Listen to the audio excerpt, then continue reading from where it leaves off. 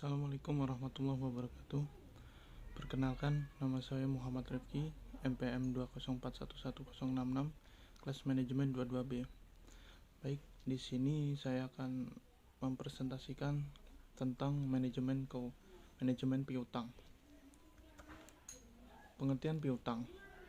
Piutang merupakan suatu bentuk penjualan yang dilakukan suatu perusahaan, yang pembayarannya tidak dilakukan secara tunai, melainkan bertahap.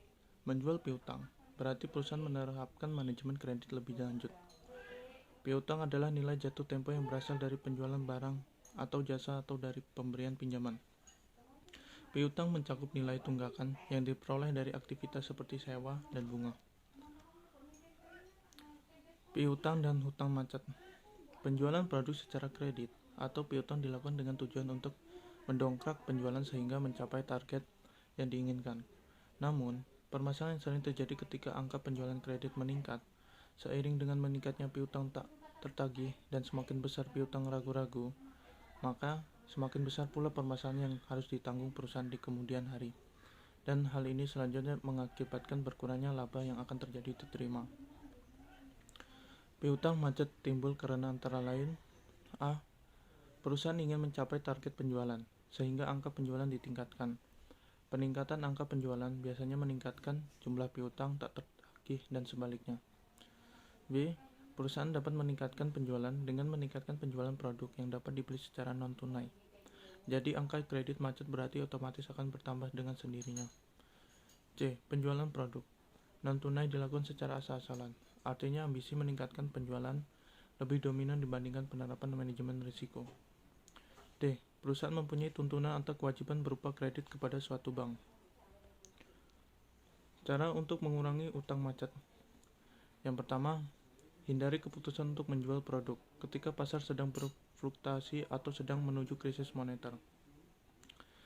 Yang kedua, membatalkan penjualan produk kepada konsumen yang mempunyai reputasi buruk dalam dunia bisnis. Yang ketiga, hindari produksi dan penerimaan pesanan pada saat pasar tidak menentu kondisi. Yang keempat, melakukan dan menerapkan tindakan prinsip kehati-hatian pada saat tingkat persaingan usaha semakin tinggi dan inovasi produk perusahaan berjalan lambat. Siklus konversi tunai. Siklus konversi kas merupakan ukuran bagaimana perusahaan berusaha memastikan bahwa pengeluaran kas digunakan tepat waktu. Siklus konversi tunai sama dengan ICP ditambah RCP ditambah PDP, di mana ICP adalah periode konversi inventaris, periode penagihan piutang RCP. PDP sama dengan masa penangguhan hutang, debt deferral period. Kredit elemen adalah sebagai berikut. A. Mempercayai. B. Waktu. C. Mempertaruhkan. D. Pertunjukan. E. Ada kreditur. F. Ada debitur. Ketik kredit dan tentukan waktunya. A. Kredit berdasarkan jenisnya. 1. Kredit konsumtif. 2. Kredit produktif, kredit investasi dan kredit modal kerja. 3. Perdagangan kredit dalam negeri dan perdagangan kredit di luar negeri atau ekspor dan impor kredit. B. Kredit menurut jangka waktu.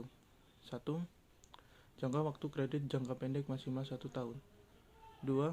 Jangka waktu kredit antara jangka waktu 1 sampai dengan 3 tahun. Yang ketiga, jangka waktu kredit jangka panjang lebih dari 3 tahun. C. Kredit berdasarkan jaminan. Yang A. Kredit dengan jaminan, pinjaman terjamin. B. Kredit tanpa jaminan, pinjaman tidak aman. C. Jenis kredit berdasarkan kualitas. Kredit pengawasan. Ada dua bentuk pengawasan yang dilakukan oleh pihak perbankan dalam bidang pengawasan perkreditan, yaitu A. Pengawasan dengan model pengendalian preventif. Pengawasan dengan model ini dilakukan oleh pihak perbankan sebelum kredit dicairkan atau diberikan kepada calon debitur. B. Pengawasan dengan model pengendalian represif. Pengawasan dengan model ini dilakukan pada saat kredit yang telah diberikan kepada debitur. Tingkat kolektabilitas kredit. Tingkat kolektabilitas kredit ke dalam tipe 5 yaitu A. Kredit lancar. B. Kredit dalam perhatian khusus. C. Kredit kurang lancar. D. Keraguan kredit. E. Kredit macet. Terima kasih. Assalamualaikum warahmatullahi wabarakatuh.